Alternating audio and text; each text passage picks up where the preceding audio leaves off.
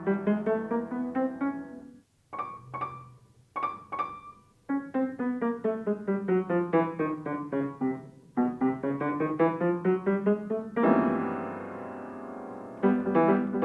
moje vsi bi morali malo ali pa v tujino, ali pa v drugo mesto, ali pa malo se odstraniti od staršev, ker po moje za odraščanje to je najboljši način.